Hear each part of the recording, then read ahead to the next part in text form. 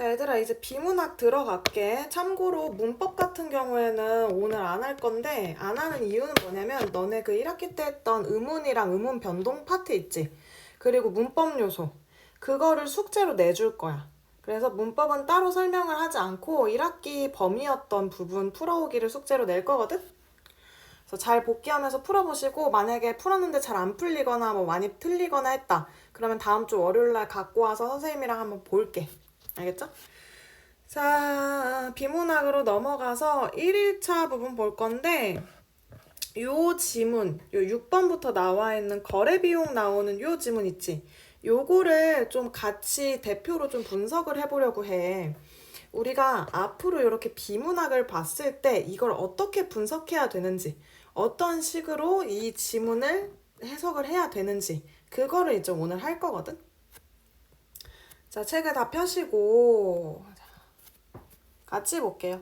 우리가 요 비문학 지문에서 우리한테 요구하는 거는 이 내용을 막 완벽하게 파악해가지고 막 여기에 뭐 예를 들어 과학이나 기술 지문 나오면 거기에 나오는 막 기술을 막 완벽하게 이해를 해가지고 문제 풀고 그런 걸 원하는 게 아니야.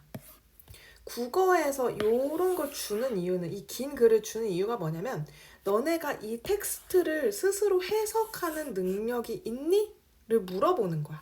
여기에 이런 내용이 있는데 이 내용을 가지고 너 뭐가 옳고 뭐가 옳지 않은지 문제 풀 수 있니? 이런 거 물어보는 거야. 그렇기 때문에 과학 같은 경우에도 이 원리가 이해가 안 돼도 문제에서는 그 원리 이해하라는 문제는 안 나오거든? 내용이 맞는지 안 맞는지만 나와.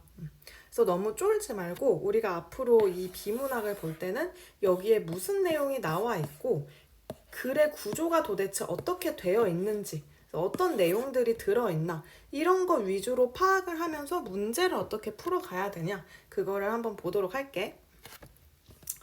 일단 요 지문이 좀 연습하기 좋은 것 같아서 갖고 왔어. 요거 12쪽 펴보세요. 자, 우리가 딱 이렇게 처음에 지문을 딱 마주했다. 그러면 제일 먼저 해야 되는 게 뭐냐면 뭘 것 같니? 제일 먼저 해야 되는 거. 어우, 진동이 울리네. 제일 먼저 해야 되는 거는 바로 단락 나누기야. 문단 나눌 줄 알죠? 문단. 요렇게 문단을 나눠줘야 돼. 한 문단, 두 문단, 세 문단, 네 문단, 다섯 문단이 있네요. 다섯 문단, 여섯 문단. 요렇게 있네. 잠깐만. 이렇게 여섯 문단이 있지. 문단 구분할 줄 알죠? 앞에 이렇게 들여쓰기 되어 있는 부분이 하나의 문단이잖아. 그래서 이렇게 여섯 문단이 있으면 어떻게 생각을 해줘야 되냐? 아하, 내가 이 지문에서 파악해야 될 것이 크게 여섯 덩어리로 나눠지는구나. 이렇게 생각을 해야 돼. 왜냐면 이 글 쓴 사람이 그냥 괜히 멋있고 싶어가지고 이렇게 문단 자른 게 아니란 말이야. 어떤 얘기를 하다가 이 내용하고 조금 바뀐다. 그러면 이제 문단 자르고 다른 얘기로 넘어가는 거야. 그렇기 때문에 항상 이 글을 전체 덩어리로 보지 말고 그 덩어리로 보면 어차피 기억도 안 나고 막 막막하기만 해. 그래서 이렇게 문단별로 잘라서 내가 요 문단 읽을 때까지는 집중 빡 해야지. 그 다음 문단 들어갈 때 집중 빡 해야지. 이런 식으로 이제 읽어야 됩니다. 자, 그럼 첫 번째 문단을 볼 건데 우리가 그냥 문단만 보는 건 아니고 요 문단을 정리해 볼 거야. 짜잔. 메모장을 가지고 같이 정리를 해볼게요. 문단 정리하는 법을 오늘 배울 거니까 잘 실습을 하고, 잘 따라하고, 그다음에 나머지 지문으로 실습해. 오늘 이번 주 숙제는 요 1주차 전체입니다. 자, 볼게요. 읽어볼게. 그리고 지금 잠깐 멈춰서 전체 내용을 한번 먼저 읽어봤으면 좋겠어. 그럼 읽어봤을 거라고 생각하고 가보겠습니다. 자, 첫 번째. 현대사회 기업들은 새로운 내부 조직을 만들거나 혹은 다른 기업과 합병하는 등의 방식을 통해 기업의 규모를 변화시키기도 한대요. 그렇겠지? 기업이 있어. 딱. 근데 이 기업의 내부 조직들을 막 만들어. 혹은 다른 기업하고 얘를 합병시켜. 뭔가 그림 좀 이상하네? 해가지고 기업 규모를 크게 넓힐 수도 있고 좁힐 수도 있는 거죠. 그래서 신제도학파라는 데서는 기업들의 규모 변화를 거래비용이라는 개념으로 설명을 한대. 그래서 이거를 거래비용 이론이라고 한대요. 자, 그럼 첫 번째, 요 문단에서 중요한 건 뭐겠니? 우리가 항상 정리할 때 중심 내용을 중심으로 정리를 해야 되잖아. 일단 사실 너무 짧기도 하고 뭐 그렇게 중요한 내용이 있는 것 같진 않지만 정리를 해보자면, 자, 첫 번째 문단, 신제도학파라고 선생님은 잡아줄게. 나랑 완전 같지 않아도 돼. 이제 너네가 선생님 전 이거보다 이걸로 다는 게 더 좋은 것 같아요. 그럼 그렇게 하세요. 어쨌든 신제도학파가 뭐래? 쉽게 말하면 어떻게 된대? 기업 구조 변화 있잖아. 규모 변화. 나를 뭘로 설명했대? 거래 비용이라는 개념으로 설명을 했대. 그치? 그리고 이것을 뭐라고 한다? 거래 비용 이론이라고 한다. 그럼 끝났죠? 뭐 현대사회 기업들은 뭐 이러이러한 방식이다. 뭐 쓰면 좋겠지만 크게 중요한 내용은 아닌 것 같아. 그치?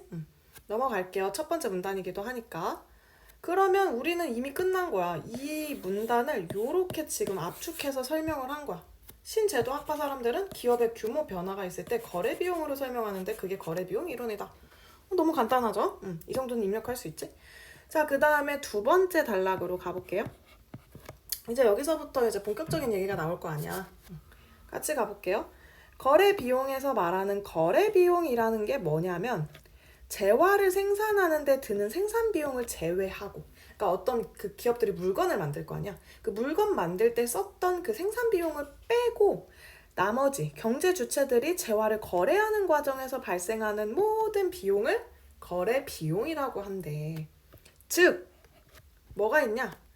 경제 주체가 거래 의사와 능력을 가진 상대방을 탐색하는 과정. 1번, 또 2번. 가격이나 교환 조건을 협상해서 계약하는 과정. 3번. 계약 후 계약 이행 여부를 확인하고 강제하는 과정 등등등등에서 발생하는 비용을 거래 비용이다. 이렇게 부른대요. 그럼 어떻게 정리하면 좋겠니? 자, 거래 비용 달아주면 좋겠죠? 왜? 이 단락은 다 거래 비용에 관련된 내용이니까. 자, 거래 비용이 뭐래? 재화를 생산하는 데 드는 생산 비용 제외한 모든 비용이래. 그치? 재화 거래 과정에 드는 모든 비용이래. 올 비용. 이건 그냥 선생님이 줄여 쓰는 거야. 줄여 쓰고 싶어서 요렇게 쓰는 거예요. 너네도 이렇게 줄여 써, 얘들아. 굳이 길게 쓸 필요 없어. 너무 길게 쓰면 눈에 띄지도 않고요. 그냥 자기만의 요런 표지를 가지고 줄여주는 게 좋아. 뭐 상승했다 그러면 이렇게 화살표 쓰고 이런 식으로 줄이면 돼요. 재화 거래 과정에 대한 올 비용인데 뭘 제외? 생산 비용 제외인 거지. 그리고 어떨 때 한데? 과정이 여러 개가 있는데 나각경 요렇게 3개로 해줄게.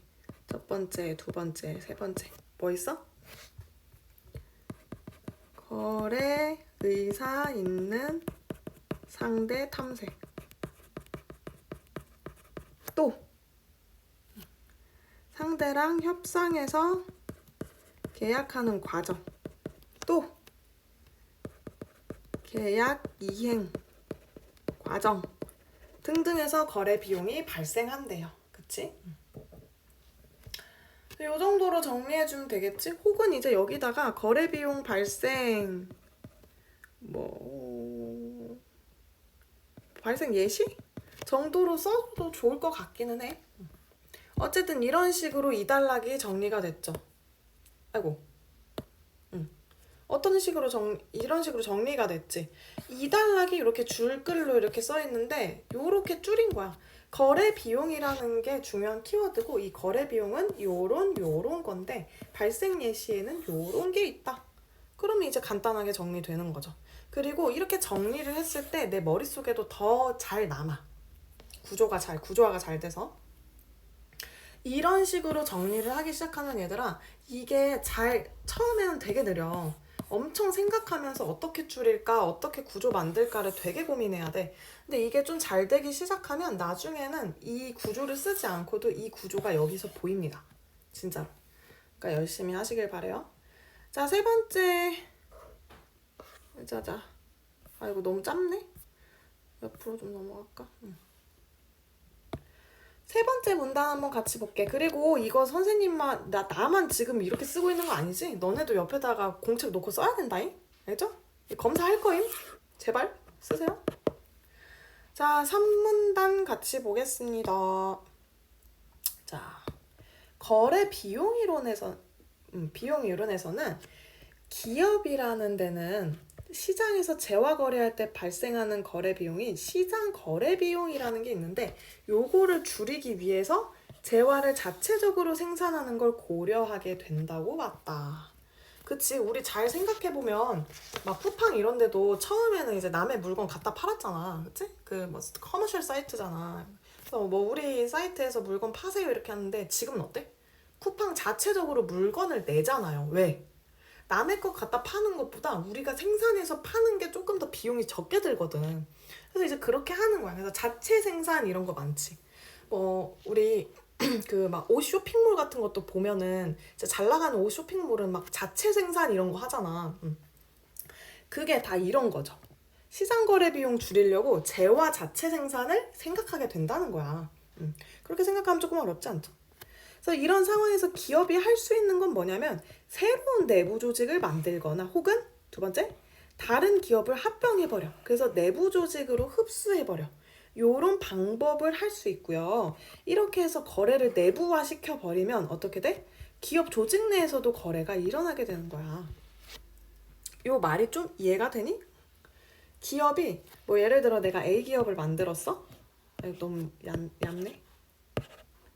자, A 기업을 만들었어. 근데 시장 거래 비용을 줄이려고 여기다 A-1이라는 새로운 브랜드를 만들어 버려요. 그래서 이 A와 A-1 사이에 거래를 하는 거야.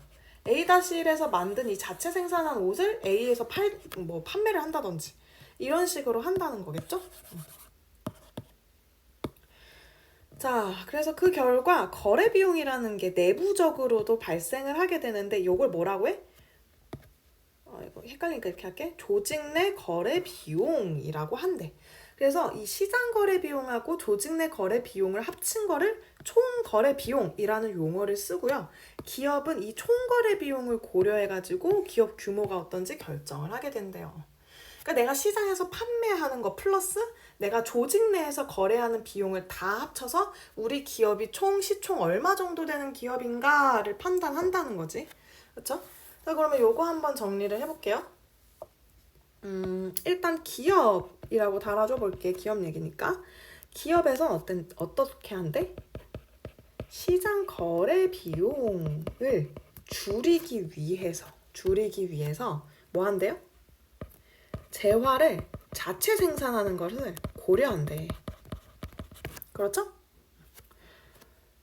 그래서 이런 상황에서 예를 들어서 뭐 새로운 내부 조직 만들거나 합병해서 흡수해버려. 이런 방법을 통해서 거래를 내부화할 수 있대요. 자, 그럼 내부화에 관련된 두 가지 얘기가 있네. 첫 번째, 뉴 조직 만들어. 혹은 타기업 합병 흡수해버려. 이렇게 해버려. 그러면 조직 내에서도 결국 거래가 일어나게 되는 거죠. 그래서 여기서 거래 비용이 발생해요. 그리고 이런 걸 뭐라고 해? 조직 내 거래 비용 이라고 한다. 그치? 그 다음에 이런 거 시장 거래 비용하고 나 거까지만 쓸게. 귀찮아. 그 다음에 조직 내 거래 비용 합쳐서 뭐라 한다고? 총 거래 비용이라고 하고요. 그 다음에 총 거래 비용을 고려해서 뭐 한대? 기업 규모 결정한대. 쭉 다 묶어줄게요. 그럼 전체적인 내용은 이렇게 되는 것이죠. 이해되니? 기업은 선택을 해. 어떻게? 시장 거래 비용을 줄이려고 재화를 생산할까? 그냥 자체 생산해버려? 이렇게 고려를 한대요. 그래서 내부화라는 거를 하기도 하는데 새로운 조직을 만들던지 타 기업을 그냥 합병 인수해버리는 거야. 그럼 요렇게 했을 때 내부적인 거래 비용이 발생하죠. 요거를 조직 내 거래 비용이라고 부른다는 거야. 그래서 여기 이 시장 거래 비용과 조직 내 거래 비용을 합쳐서 총 거래 비용이라고 하고, 이 총 거래 비용이 기업 규모를 결정하는 어떤 하나의 지표가 된다는 거죠. 그래서 요렇게 길고 막 줄글로 되어 있는 거를 요렇게 정리하면 너무 간단해져. 내용 4개만 확인하면 돼. 그치? 요런 식으로 정리해주면 됩니다. 이거 선생님처럼 이렇게 쉽게 정리하는 게 처음엔 잘 안 될 수도 있다고 했어. 근데 이제 너네가 점점 조금씩 어떻게 줄일 것인지 생각하면서 이렇게 나아가야 돼. 자, 그러면 4번 단락으로 갈게요. 4번은 예를 들어. 여기는 벌써 예시네. 예시는 어떻게 쓰는 게 좋을까? 같이 한번 볼게요. 일단 예를 들어서 어떤 제품을 생산하는 기업을 가정해보자. 딱 A 기업이 있습니다. 근데 그 기업에서는 시장 거래를 통해서 다른 기업으로부터 부품 조달해서 생산할 수도 있고, 아니면 기업 내부적으로 제조해서 생산할 수도 있대. 그러니까 시장 거래 비용만 발생할 수도 있고, 아니면 조직 내 그 거래 비용만 발생할 수도 있대요. 근데 만약에 요 기업이 시장 거래를 통해서 다 조달하면 어떡해? 조직 내 거래 비용은 발생하지 않아. 너무 당연한 얘기죠? 시장 거래 비용만 발생해. 그럼 이런 상황에서 기업은 시장 거래 비용을 줄이고 싶어 한다는 거야. 왜? 조직 내 거래 비용보다 시장 거래 비용이 훨씬 많이 들 거거든요. 당연한 거 아니니? 내가 A 기업인데, 얘들아 생각해봐. 내가 A 기업을, 내가 A 기업, 3번이나 알겠네. A 기업을 운영하고 있는데 여기에 자체적으로 A 플러스 다시 1이라는 기업을 갖고 있어. 그럼 얘랑 나랑 거래를 할 때는 그 수수료 같은 걸 조금 받을 거 아니야. 그러니까 조직 내 거래 비용을 조금 든다고. 근데 내가 조직 내 거래를 안 하고 B라는 기업하고만 이 거래를 해서 갖고 와. 그럼 B라는 기업은 나한테 수수료를 조금 받겠니? 얘네가 봉사하는 것도 아니고 내가 자체적으로 하는 것보다는 훨씬 많이 받겠죠. 그치? 그러니까 시장 거래 비용이 훨씬 크게 된다는 거야. 그래서 이런 상황을 조금 줄여보고자 A 기업에서는 어떻게 한대? 자체 생산을 하려고 할 거래요. 그래서 자체 생산을 해서 내부 거래를 하면 시장 거래 비용은 감소하겠지. 당연하죠? 조직 내 거래 비용은 자연스럽게 증가하겠죠. 그치? 이때 기업은 총 거래 비용이 최소가 되는 지점까지 내부 조직 규모를 확대해서 자체 생산할 수 있다. 그리고 이 지점이 바로 기업의 최적 규모라고 할 수 있다. 요 말 이해되니? 그러니까 이 기업이 이 거래 비용을 좀 줄여보려고 조직 내 거래 비용을 계속 늘리는 거야. 시장 거래 비용을 줄이고. 그렇게 해가지고 결국엔 총 거래 비용이 최소가 되면 이 지점이 최적 규모다. 이렇게 본다는 거죠. 자, 그럼 요걸 한번 정리를 해보자. 자, 4단락. 예를 들어서 한 기업이 있대. 근데 요 기업은 전부 시장 거래만 할 수도 있고, 그냥 올 시장 거래 할 수도 있고, or 올 내부 생산만 할 수도 있어. 그러니까 얘들아, 요 내용을 잘 이해를 하면 여기에 없는 말로도 이렇게 정리를 할 수가 있다. 올 시장 거래를 하든지 올 내부 생산을 할 수가 있어. 근데 올 시장 거래를 하게 되면 어떻게 된대? 조직 내 거래 비용은 발생하지 않을 거래. 그리고 시장 거래 비용만 발생하게 될 거다. 너무 당연한 말이니까 그냥 안 쓸게요. 이런 상황에서 기업이 뭐 할 거래? 시장 거래 비용을 줄이고 싶어가지고 뭐 할 거래? 기업 생산을 추진할 거래. 그럼 뭐가 늘어나? 조직 내 비용이 늘어나. 요 관계 이해되니?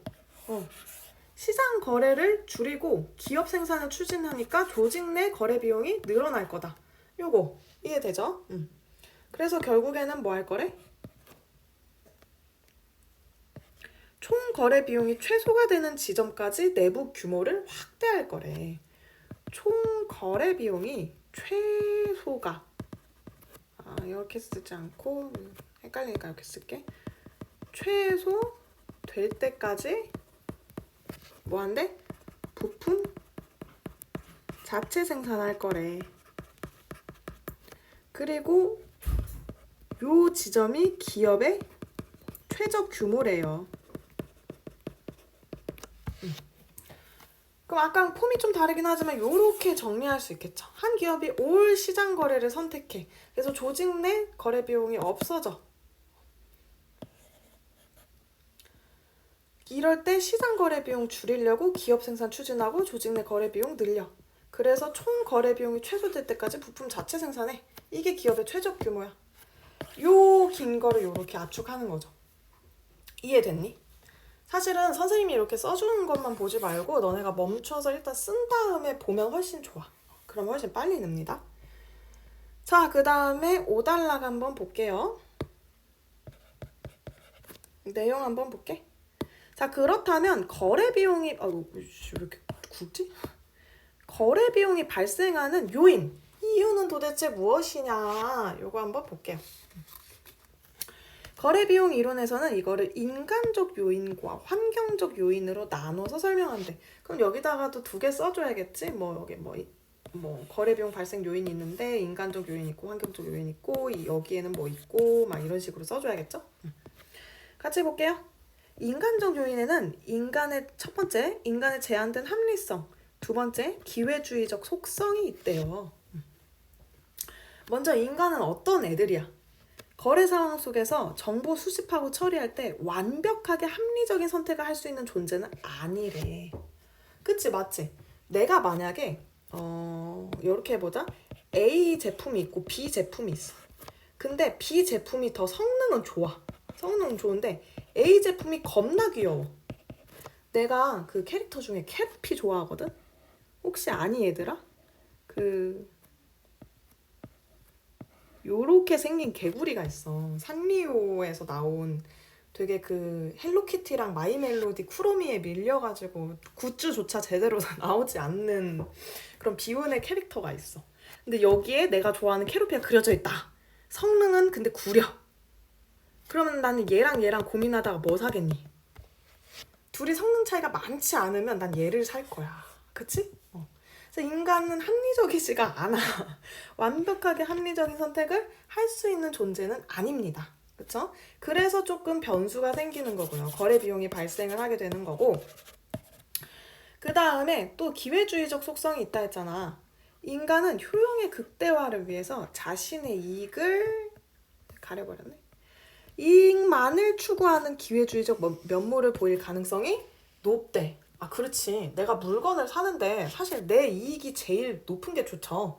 상대가 뭐 손해를 보든지 말든지 일단은 내가 이익을 많이 봐야 될 거 아니야. 그쵸?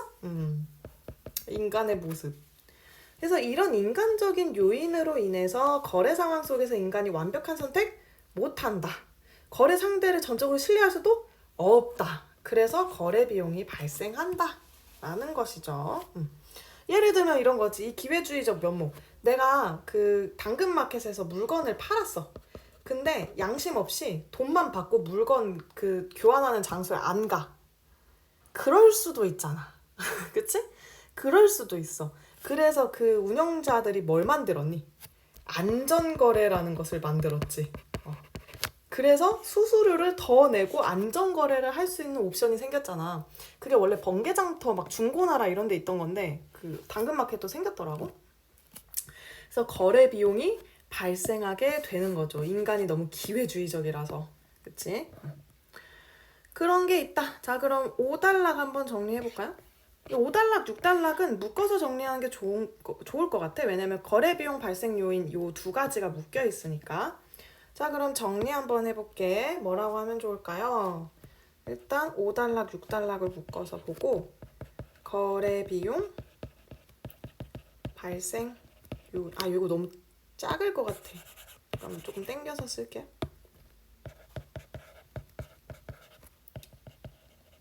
거래 비용 발생 요인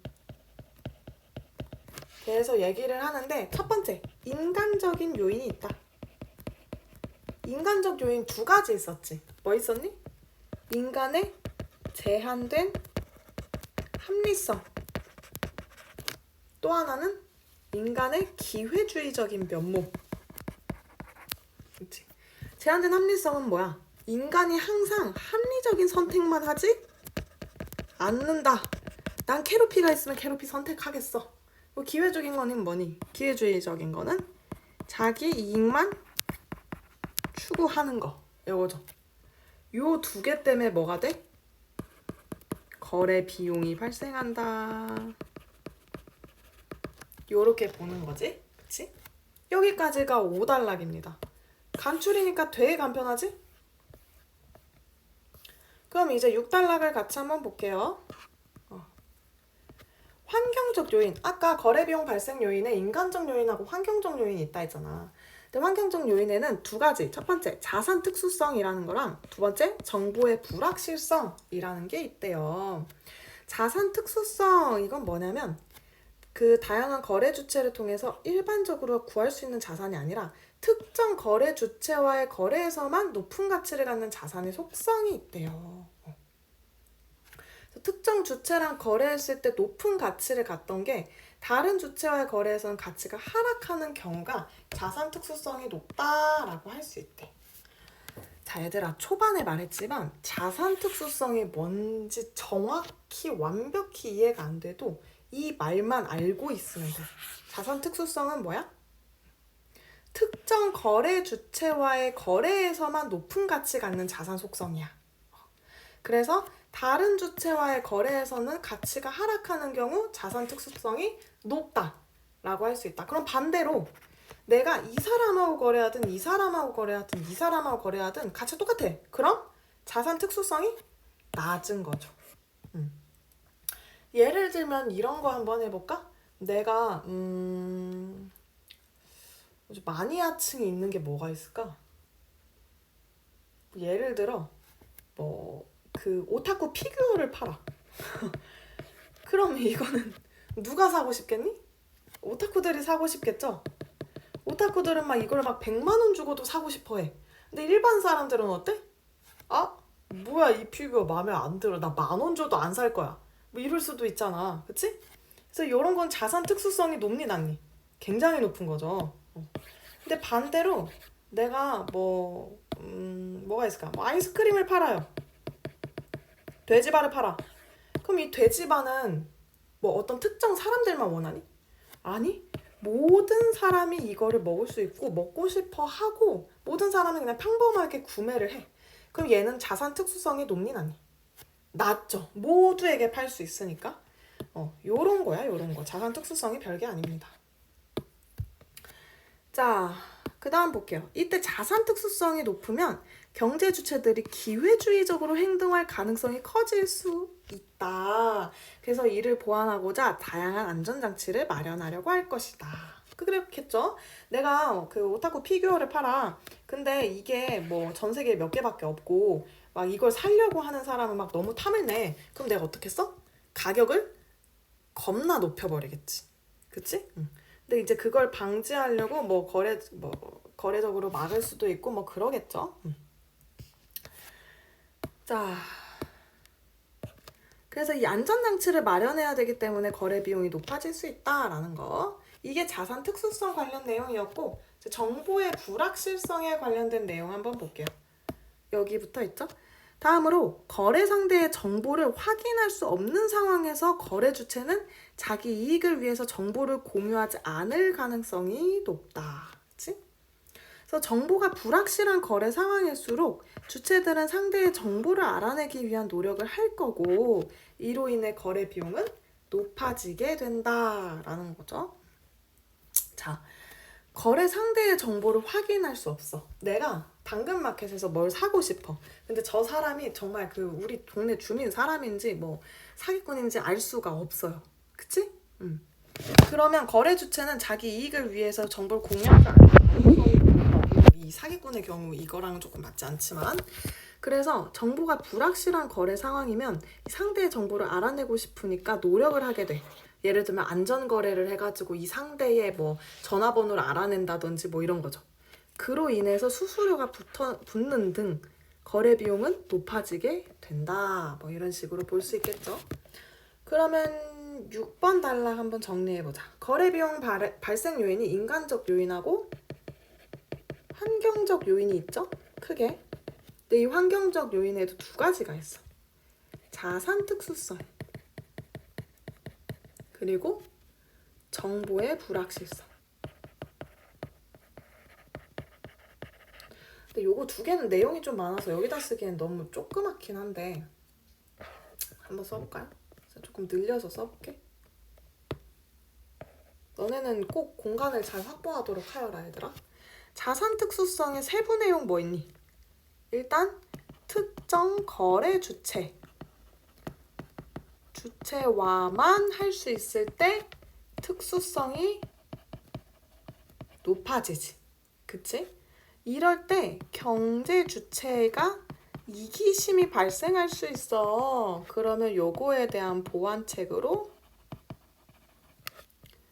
안전장치를 하게 되고 그래서 거래 비용이 어떻게 돼? 늘어나. 여기까지 필요 없네요. 이렇게 하면 되겠네.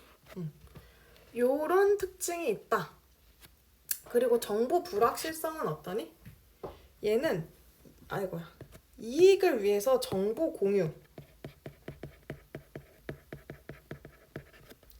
정보 공유를 그 경제 주체가 안 할 수도 있어.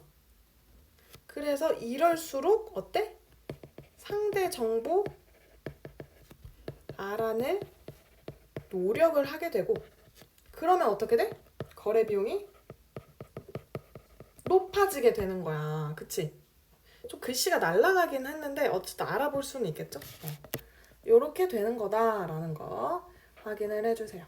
그래서 요렇게 적으면 이제 모든 내용을 다 완벽하게 정리를 하게 된 거지. 얘들아 좀 이해가 됐니? 그래서 선생님이 지금 요 지문을 정리를 해줬는데 요거 말고 앞에 있는 지문 요거 가나 복합 지문도 있고 뒤에 과학 지문도 있거든. 한번 해보세요. 한번 정리를 해보고 그 다음에 문제를 한번 풀어봐. 문제 푸는 거는 내가 지금 문제 이거 2개밖에 없기도 하고 문제 푸는 것보다 이 비문학 어떻게 읽어내는지가 더 중요해서 일단 오늘은 안 했거든. 하지만 너네는 숙제를 하면서 꼭 문제를 풀어보도록 하여라. 그래서 이런 식으로 정리를 요렇게 간단하지만 내용이 다 들어가게 구조를 알아볼 수 있게 정리를 하고 그 다음에 하다 보면은 그 약간 다들 구조가 좀 비슷비슷하거든. 평가원에서 내는 게. 그래서 눈에 보일 거야. 그냥 이거 뭐 종류 얘기하는 거네. 이거 뭐 다른 거 원리 얘기하고 있는 거네. 이런 게 다 보일 거야. 그래서 방학 동안 좀 열심히 빡세게 하시길 바람. 그래서 숙제는 1주차 전부입니다.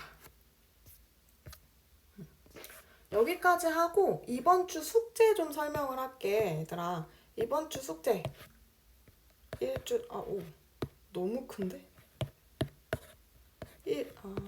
1주차 숙제. 자, 우리가 지금 문학, 문법, 비문학 하고 있는데 문학은 아까 처음에 말했던 대로 데이 1, 2, 3, 6 풀고 채점 오답 하시면 되고요. 문법은 의문 파트, 의문 변동 파트, 문법 요소 파트. 의문하고 의문 변동은 맨 앞에 있거든? 근데 문법 요소는 좀 뒤에 있어. 그래서 목차를 잘 확인해서 푸시면 됩니다. 피동, 사동 그 막 높임 있는 거 알지? 선생님 어딘지 몰라서 못했어요. 이런 거 안 됩니다. 자, 그 다음에 비문학은 1주차 전부. 1주차가 5개 그 세트로 되어 있거든? 그래서 밀리면 굉장히 고달플 거야. 그래서 여기까지 숙제를 해오시고 질문이 있으면 카톡으로 해도 되고 다음 주 월요일날 가져와도 됨. 알겠죠? 자, 오늘 배운 내용 바탕으로 열심히 한번 풀어보시고 꼭 열정적으로 지금 시작을 해야 됩니다. 여름방학이 너무 짧기 때문에 할 수 있는 최선을 다해야 2학기 때 후회가 없어. 다들 화이팅! 잘 끝내오세요.